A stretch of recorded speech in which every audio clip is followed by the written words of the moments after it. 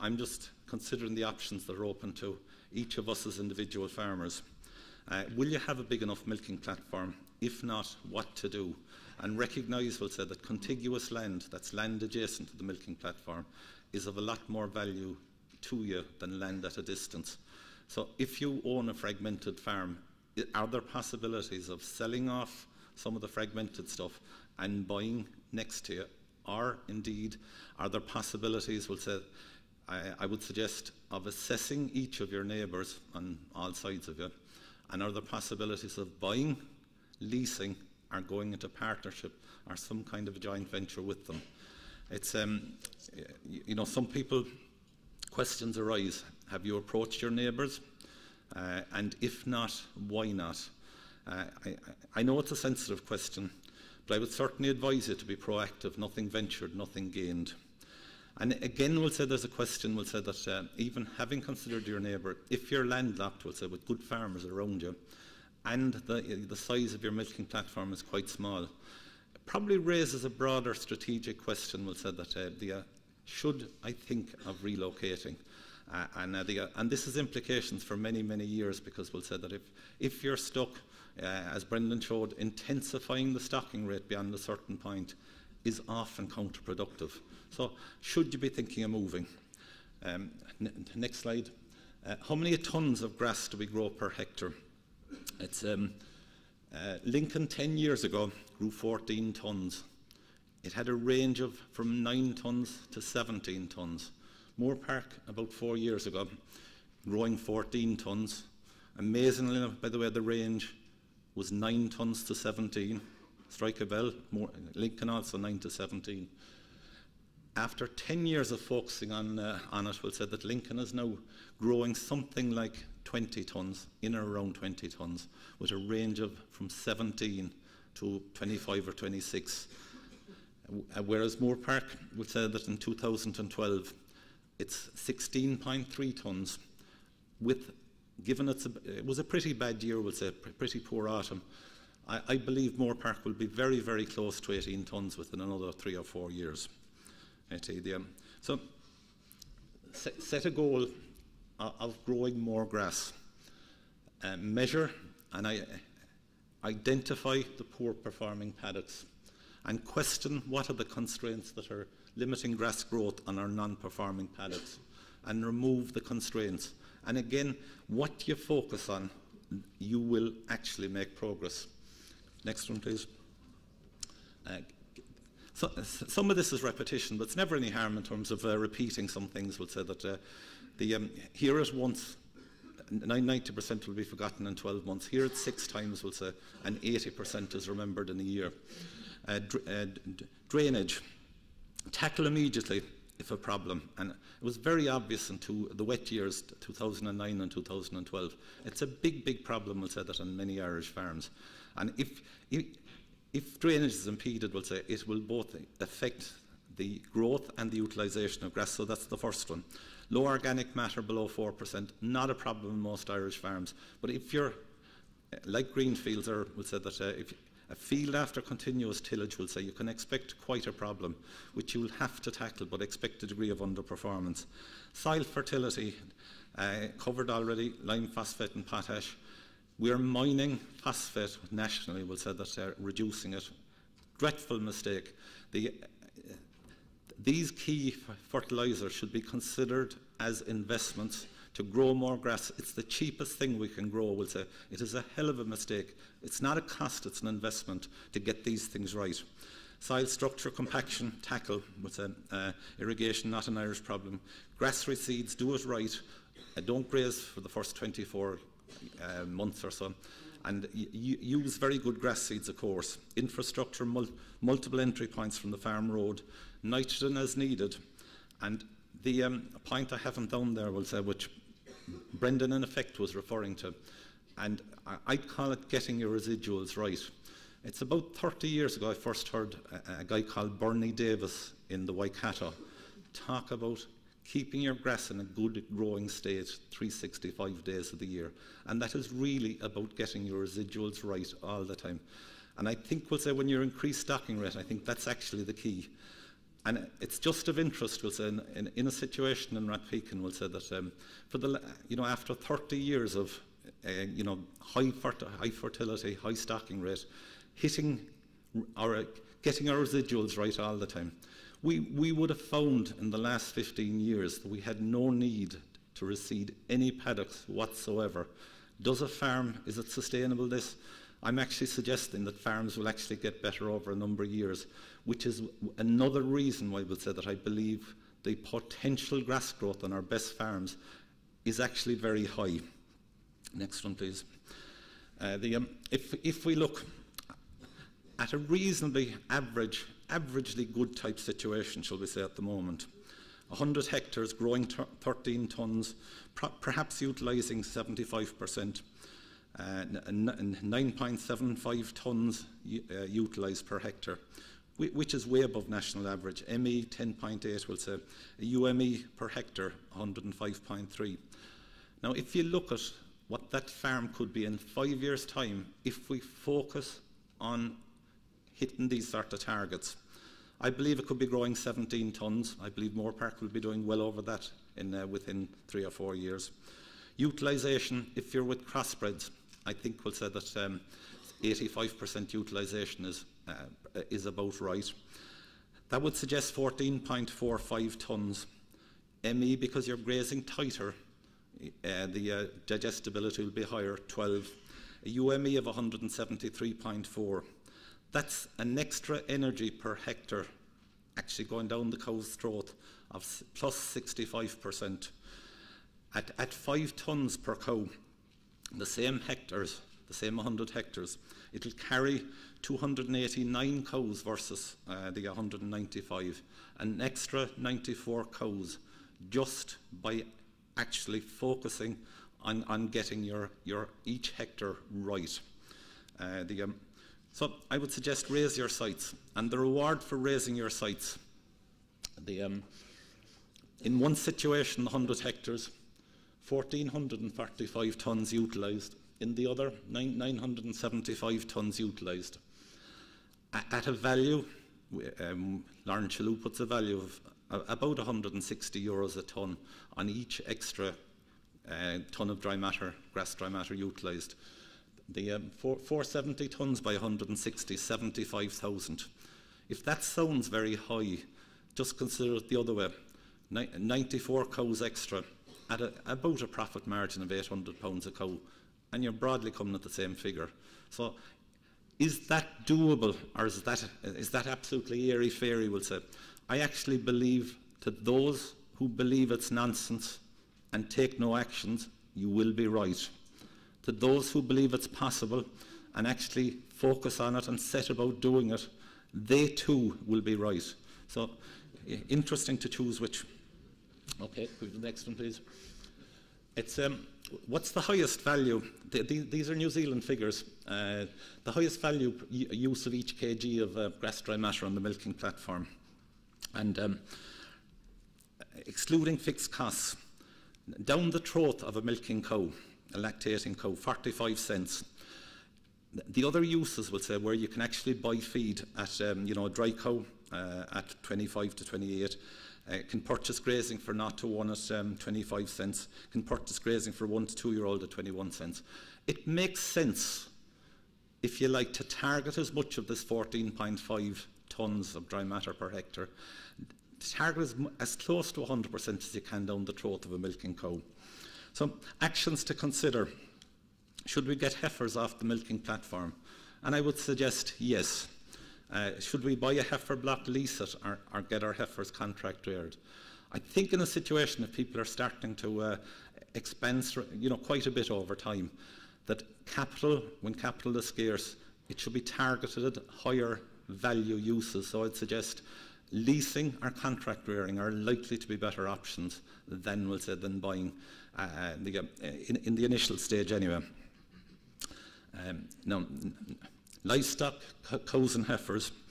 I'm skipping most of this, we'll say, for time reasons.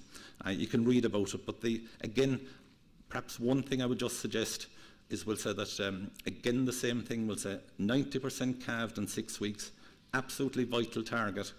If you focus on it, take the necessary actions, you'll get there with high EBI cows, you'll get there very, very quickly. If you don't focus on it, we'll say you'll stay at the 52% nationally, 65% for the better ones. They're fairly hopeless figures, fellas.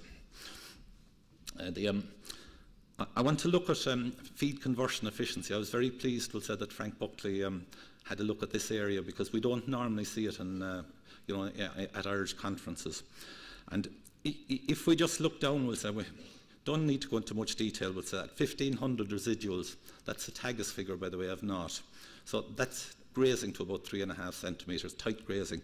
A Jersey will take in about 4%.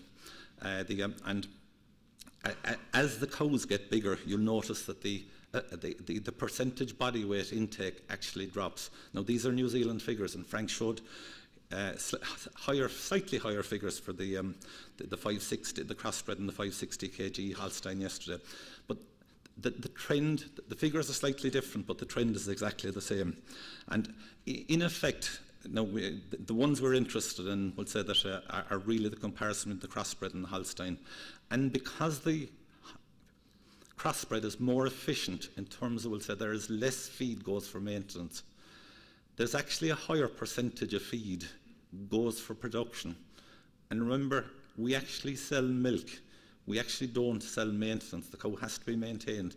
So if we'll say that our crossbred, if only 44% is going for maintenance, as against, sorry, the crossbred 38% for maintenance, 44% in the case of the 560 kg Holstein. So switch that around. There's about 6%, 62% of the diet of a crossbred goes for production, as against only 56% of the diet of a 560 kg Friesian. Now, and the trade-off, we'll say that again, we can forget the 700 kg Holstein, and we can forget the Jerseys. I mean, the practical choice open to most people is, our average black and white or a crossbred. Feed conversion efficiency in the Holstein, the 560 kg, is fair, as against it's better in the crossbred. Not as good as the Jersey, but probably the key driver, those will say that if you look at fertility, moderate in the 560 kg Holstein, in the crossbred it's very good. That, by the way, is the reason. Feed conversion efficiency is very important, but fertility is actually even more important. So that is probably the reason I would suggest, we'll say that the ideal cow for Ireland is certainly a crossbred. And I was delighted that Frank was so strong yesterday. And again, people are not using crossbreds. Why the hell are you not using it? We'll say when Frank commended the figures yesterday, the benefits for a crossbred from 180 down to 130. Again, go back to our 100 hectares. The 300 cows, will say that at 130, that's an extra 39,000. It's a fair bit of extra profit, we'll say, just by following sensible policies. If we look, go back to grass utilised per hectare, and this is the feed conversion efficiency one. Because we'll say that there's a higher percentage going for production, of the 173 UME, going through, we'll say that a less efficient 560 kg black and white, 97 of those of the UME goes for production, as against 107.5. In the light of what Frank was saying yesterday, we'll say some of those more part figures would suggest that the 10.75% I'm showing there, it may be a little bit too high. But even if it reduces to 5 or 6%, there's a very strong benefit. Okay, developing people. There's probably only 2,000 or 3,000 people employed on Irish dairy farms at the moment. In 4 or 5 years, there's going to be 6,000 or 7,000. And if you think, we're starting to develop better training programs, but the supply chain going backwards, it wasn't there, we'll say. So people who think that there's 3,000 or 4,000 people on the shelves to be picked up, good people, I absolutely don't think that exists. So I would suggest for many people will say that that if you're planning in growing your business, I would suggest that you actually set about training people now. There isn't enough people in the pipeline to meet future demand, It is a big constraint. If you're looking, this will be a test of how well you're listening to some of the other speakers. In terms of what to look for in people, integrity, good character, our skills, our experience versus qualifications. If you put a ranking, a points measure on the three of them, and if you had 100 points total to allocate, which of them is most important, and how many points do you think you'd allocate to? Just turn to your neighbours there for a second and just have a chat. Just for a minute.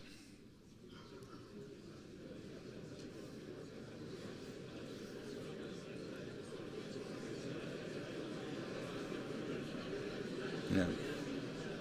Yeah.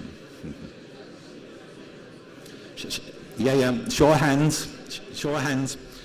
Qualifications. How many think qualifications is most important?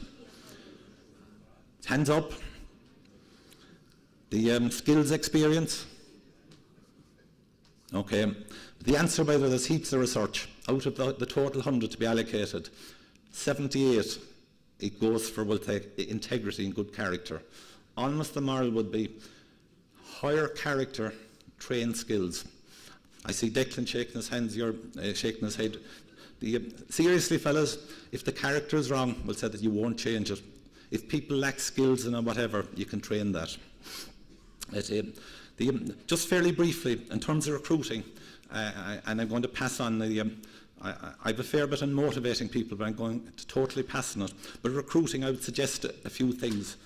Always do several interviews, 2 or 3 at least. We don't take the importance of enough interviews.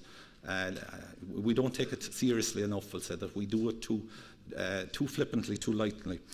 And always try and get the partner of a prospective employee along. We'll say that, that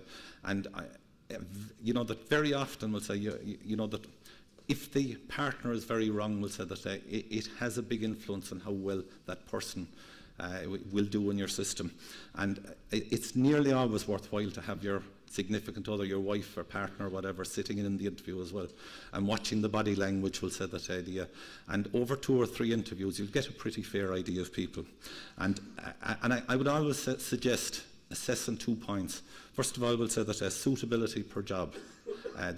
That's one consideration. But a second consideration is in terms of if you want to develop a good culture among the people in your business, I would suggest always select people will say that you actually want to be on the farm. Don't want grumpy, will say that negative type people or whatever. Select positive, will say open people, will say who are friendly, that you would actually like to have around the house, meeting your kids and everything else like that. Set high standards. I'm going to skip on to the area of personal competence, business skills and governance. And always question your role. If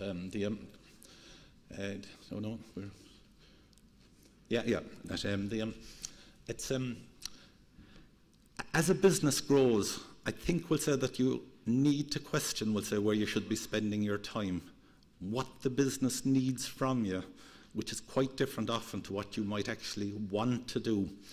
And the operational side, which is about, we'll say, that milking cows, spreading fertiliser, it's a relatively low earning potential, maybe a value of 12 euros an hour, something like that. In terms of management, that's managing, getting out and measuring your grass, setting a plan, we'll say, for putting, exactly how you're going to manage the breeding and so on. Earning potential medium, 50 to 200, maybe higher than 200, but something like that.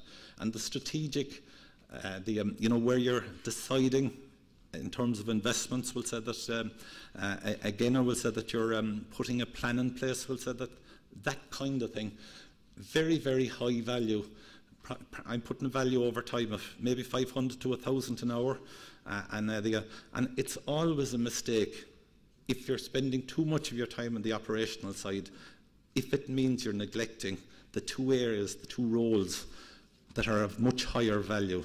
That you often hear, there's a lot of people, they're too busy milking the cows today or whatever to be at this conference. Is it a good value use of their time? I think investing in yourself, I'd always put that up more up at the strategic end of things. Moving on, clear purpose. Michael Bateman, in a very good paper, will say that emphasised, will say that better farmers in New Zealand, they are so clear about the purpose, what drives the business. And if you're going to run a business and grow a business, then you need to be business-like, and strong profitability, the good business growth driven by low cost. And to do that, you need very high utilisation of grass, which, as Brendan said, run through very compactly cows, and a relentless focus on low cost, the cost discipline, we'll say, budgeting and so on. And extra hectares are usually only added if they clear an investment hurdle. Very often that investment hurdle may be, say, if the cost of something like 4 to 5% over the cost of debt. If you can't actually buy at figures that will achieve these targets, then we'll say you pass up on it. Setting goals. Hands up, we'll say, how many people have clear written goals, we'll say, for the business? Be honest, how many have? Probably about 10 to 20%. I think we'll say any business that hasn't clear goals is drifting. In effect, you're not taking responsibility for your business. It is an enormous help to focus on things if you set clear goals. You know, simple little things, we'll say that we mentioned a few of them. How much grass you grow and utilise per hectare, the percentage cows calved in 6 weeks, the figures, we'll say, debt levels, an investment hurdle, whatever. I hope, we'll say, if I ask that question in 12 months, it'll be a hell of a lot higher. So I'd suggest one action you have to take is get into the habit of setting written goals. You are seriously tying one hand behind your back, we'll say that, before you go out into a boxing match. Focus on cost control. Yearly budget, monitored monthly, actual versus budget, explanation, we'll say, variances. And farmers hold themselves accountable for achieving budgets. I'll go into, in a minute, I'll go into the accountability type process. And the culture of the budget must be made. Very noticeable, the best farmers in New Zealand, there is no excuse that the budget must be made. If it's going wrong, we'll say corrective action will be taken. And you know, it's not just enough to budget. You must have a culture, we'll say, that demanding that it be made. When you're dealing with people, always be gracious with people. When you're dealing with costs, be very tough. And very strong financial discipline. If you're going to borrow money, we'll say that you're putting yourself at serious risk if you don't have strong financial discipline. And we'll say that, how many people, by the way, update a budget on a monthly basis? At best 1 in 10. That means 90% of you are not doing it. If you want to strongly expand the business using debt, that is a major risk factor. Look at structure of the business. You know, 12.5% tax rates for companies. Many people are probably going to incorporate their business. And I mean, I actually want to bring up a different aspect now of that, we'll say, to tax. If you're going to do that, I think it's a very good time to look at putting a governance type situation into play. The public companies, they deliver better performance by putting 2 things in place. A board will demand of a chief executive and a management team that the chief exec will go to the board with a plan. The board will approve it if they like it, or send it back, we'll say, for, you know, until it's right. And then the second part of that is the chief exec is responsible for delivering on that plan. If we'll say that farmers could tap into that simple little model, external scrutiny and accountability tend to be a very constructive pressure. So if, for example, when you incorporate, if you actually get a couple of people with good business skills, then I'm not suggesting they're farmers, it's business skills and experience you're looking for. If you can get them as directors, and there are many people will say that who would be willing to do it perhaps for nothing or at quite low cost. There's lots of people, older people, are happy to help younger people get started. It tends, we'll say, to that kind of process, having a clear plan, written and everything else, and delivering on it. It makes people more professional. People get very focused on achieving targets, so you have to set relevant KPIs and then focus on delivering on them. More disciplined with financial budgets, if you have to report once a month or whatever, on terms of how you're meeting your budget to others. You should be doing it for your own sake, but many people need a bit of outside discipline.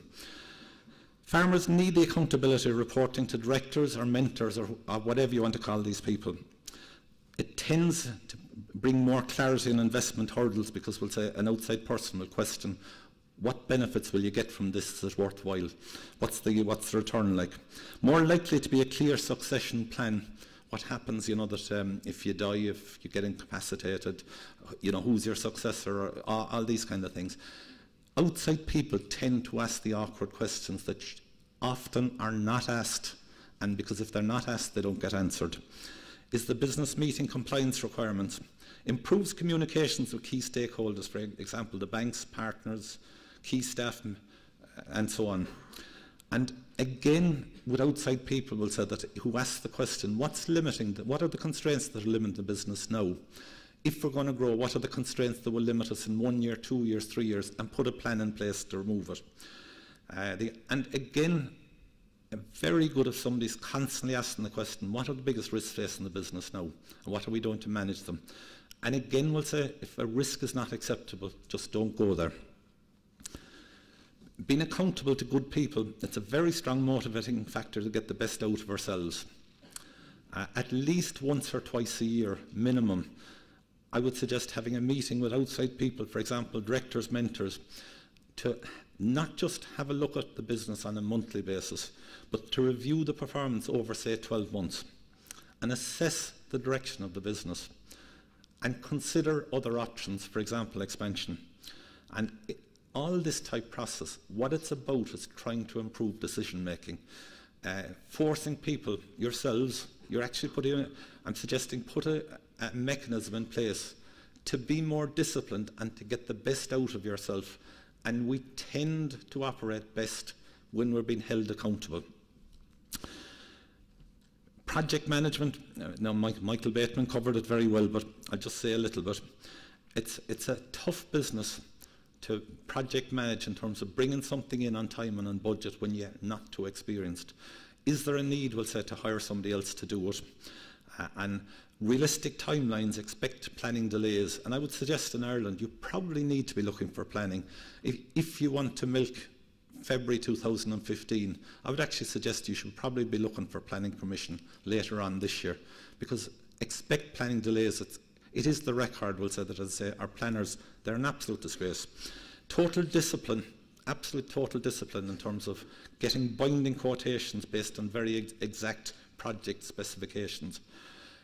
If you don't do that, we'll say, you will certainly overrun it. Now, moving on to the last area I want to look at, accessing capital.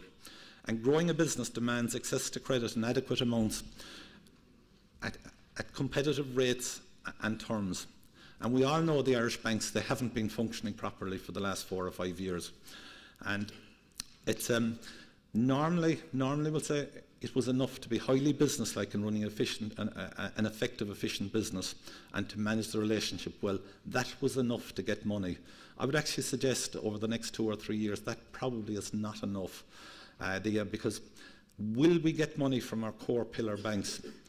They say that they're absolutely open for business, but there are many people will say that who are actually not finding that. Will say that, and given the major bad debts still to wash out of the banks, in terms of mortgages, loans, buy-to-lets, property owned by companies, there's still an awful lot of cleaning up of that balance sheet to do.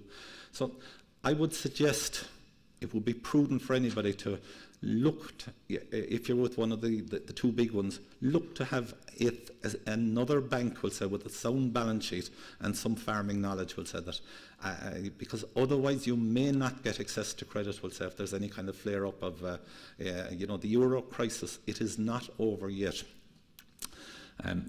Generally dealing with banks, under-promise and over-deliver, be conservative in your projections, and in a very risk-adverse environment, and where there will be milk price volatility.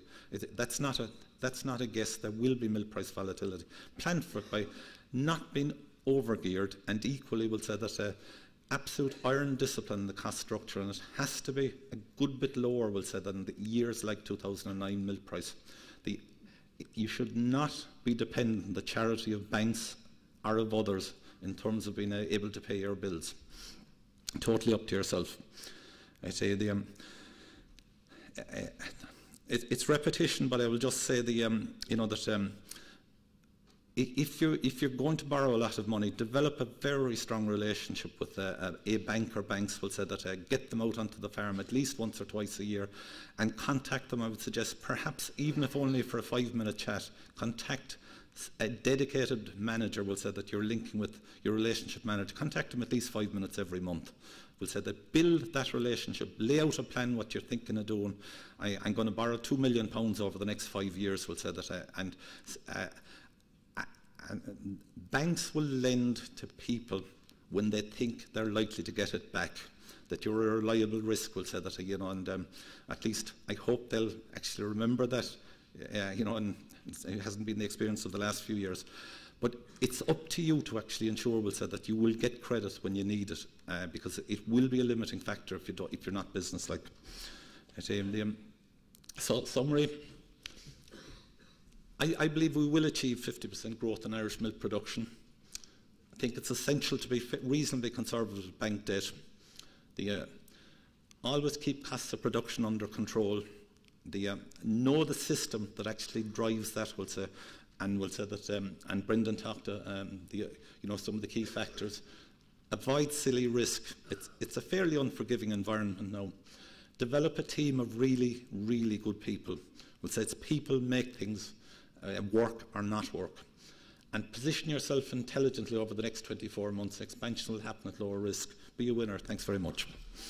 Yeah.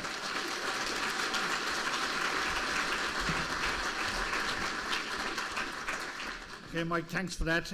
You put a massive effort into the paper, a very good paper for people to read when they go home. And again, Mike covered 4 main areas: the technologies in terms of grass and cows, identifying good people, personal competencies in terms of business skills and governance, and then accessing capital. So I'm going to open up to the floor. I hope we get a good discussion going. We're going to take 10 minutes out of our tea break, so we're going to take 15 to 20 minutes for discussion. Okay? So off you go. Hands up.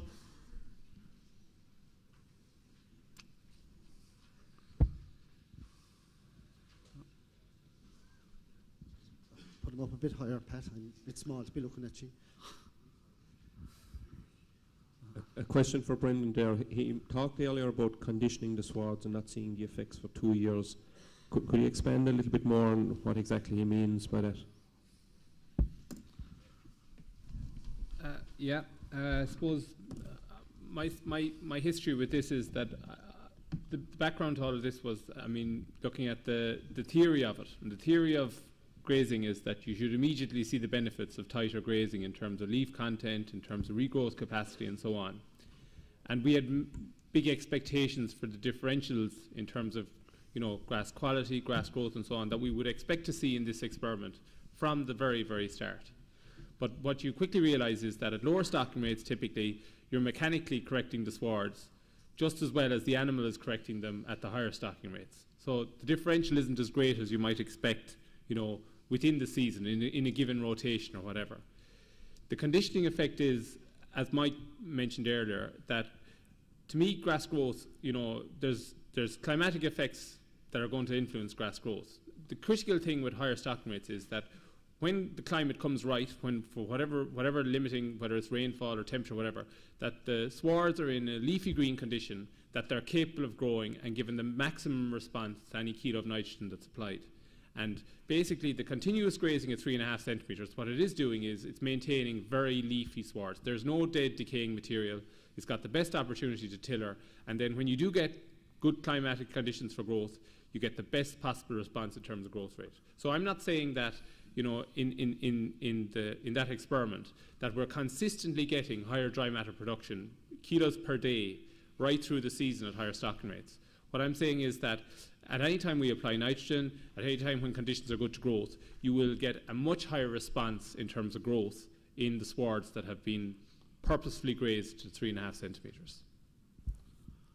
Okay, next question. It's an issue that came up on our trips in New Zealand. Can't hear in front, sorry. Just to follow up on that, Brendan, if some of the sward is put to silage, or what is the effect of that in the pasture? You talking? So I suppose, I mean, it's actually more apparent in Ballyhaise than it is in Curtains, but when you start building covers, higher covers, so building the high covers associated with silage production, you tend to actually stress out the plants more. The meadow grasses and so on come in faster, and that's particularly evident in a Ballyhaise environment on the wetter soil types. Making silage on a grazing block, it tends to disadvantage ryegrass production. You are tending to open the thing up for wheatgrasses and for more meadow grasses than you are with grazing. Grazing has a conditioning effect on the sward that you just cannot get with mechanization. Silage is one, topping is even worse as the other method of mechanical correction. So does that answer your question, Kevin? Yeah. Sorry, I might be clear. So if there's a percentage of the farm has to go for silage, either for long bale silage, does it have a negative effect for how long after? I mean,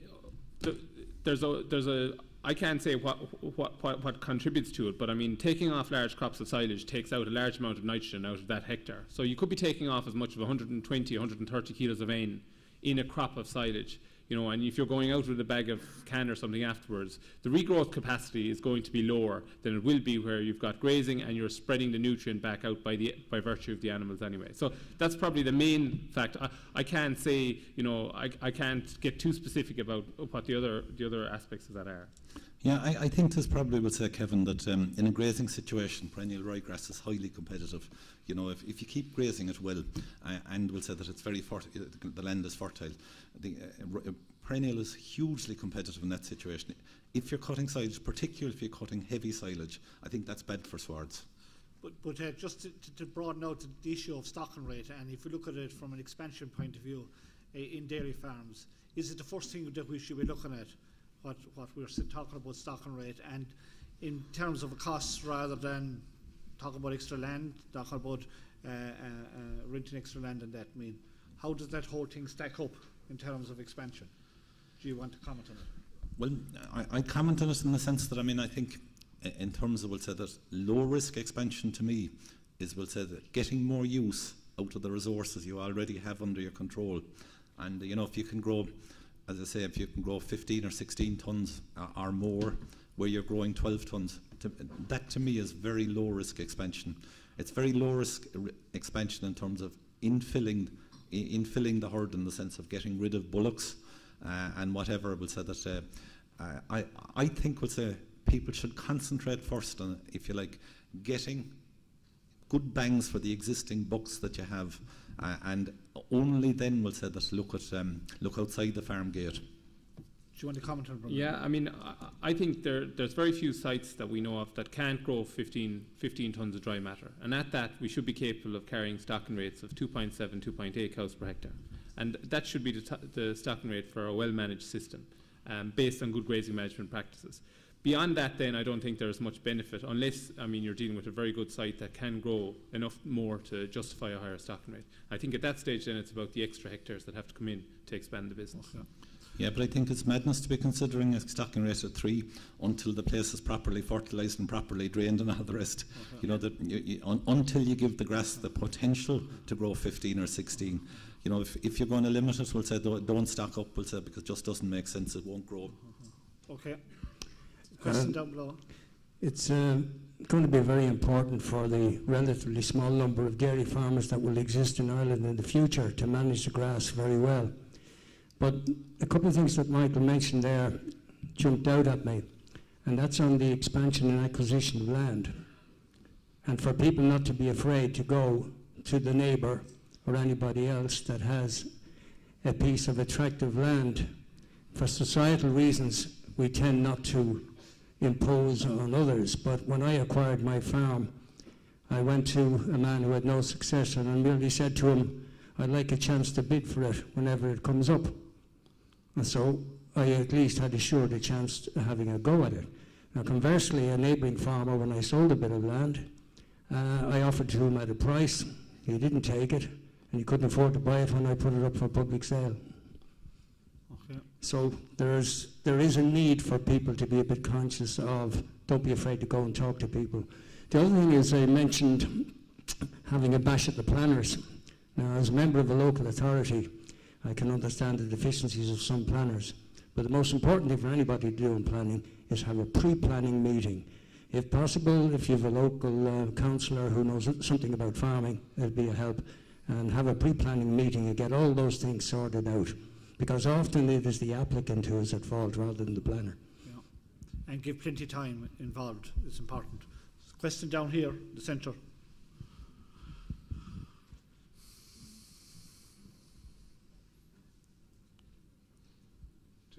Michael, you questioned the fact that in the future there'd be enough capable people to run all this expansion. Now, I believe all the ag colleges are full and don't take any more people, so does that form questions for the way we educate people in agriculture? I believe so.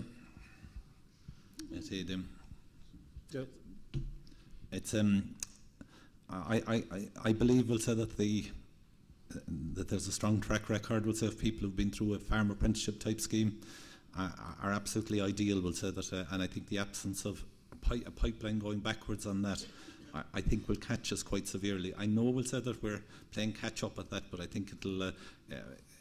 I'm suggesting we'll say there's because we haven't been training enough people. There wasn't the opportunity, I suppose. People weren't attracted by opportunity, but we'll say that. I think we'll say that there's going to be more of a shortage than people anticipate, and we'll say that people coming out from ag college will say that certainly will say that they have a hell of a lot to learn. Yeah, and we followed on by the development of the professional farm management course this year, and that's an advancement again on it. Yeah, we're improving, but we have a lot to do yet. Chairman, my question is around price volatility. Brendan, from what you presented today, I think it's clear that farmers who are on higher stocking rates could be more vulnerable in a low milk price situation. So, would there be merit?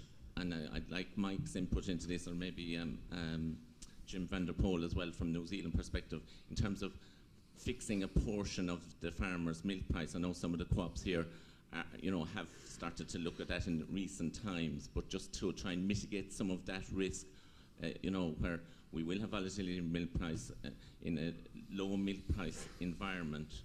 A farmer with a high stocking rate, he seems to be losing more money in your figures, and maybe if I took it. Yeah, my simple solution to that is that in years where milk prices are expected to be lower, or at the lower end, that maybe relaxing the stocking rate is the main way to avoid the stresses in that situation.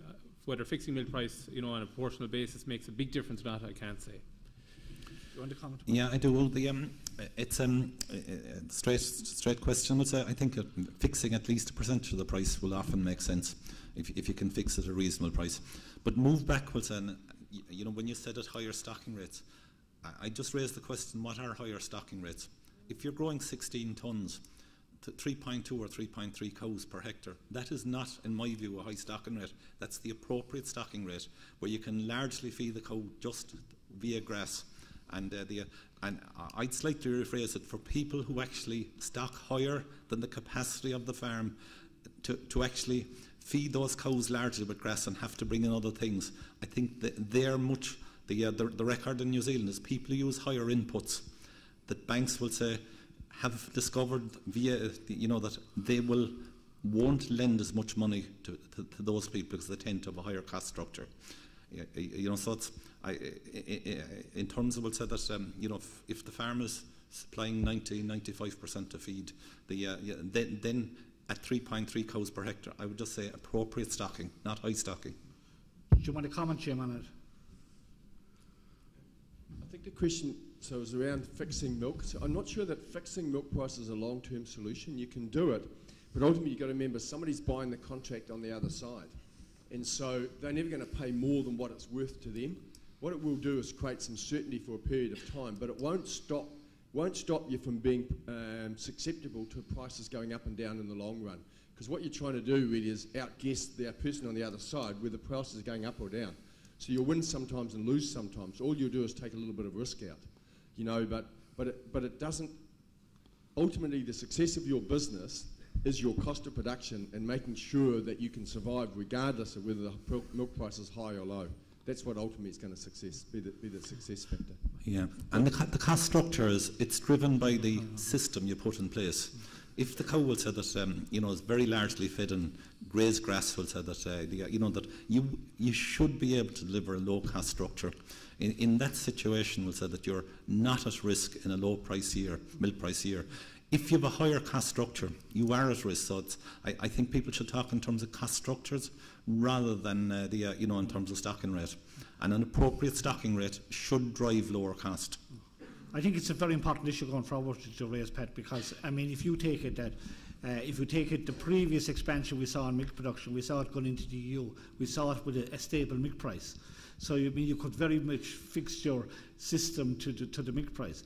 But now you're going into a scenario with expansion with volatility, which is a different scenario, and your cost structure is going to be very important. And there are two sides to that. I saw the debate in New Zealand, and the low-cost people saw it as an opportunity to make a lot of money in the good year and break even in the bad year. But a high-cost person is very exposed.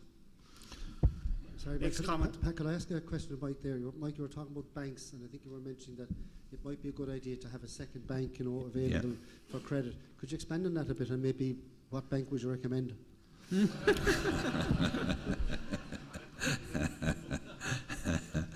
Well, I was fairly specific. Will say the core banks will say that the two pillar banks, AIB, BFI, will say that they were closed for business for several years effectively.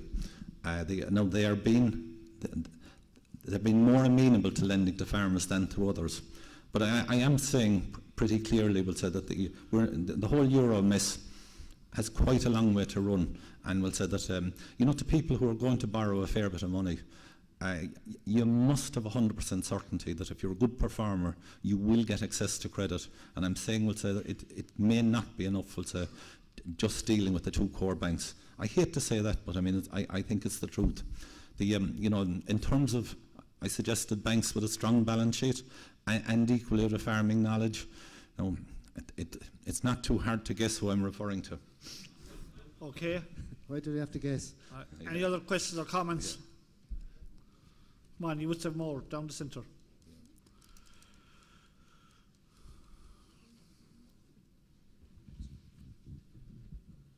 Michael, I just have a question to ask you. When you raised the question to the floor about how many farmers here were actually engaged in farm budgeting and planning, and the figure was startling, was less than 10%. Do you have any suggestions on how you try and increase that percentage of the audience, considering that, I suppose, as banks are giving out money, they're heavily reliant on information to make that decision. Yeah. And you know, at times I suppose we find that information is sometimes limiting. Yeah. Well, I'm suggesting that people are not being realistic at talking of strong growth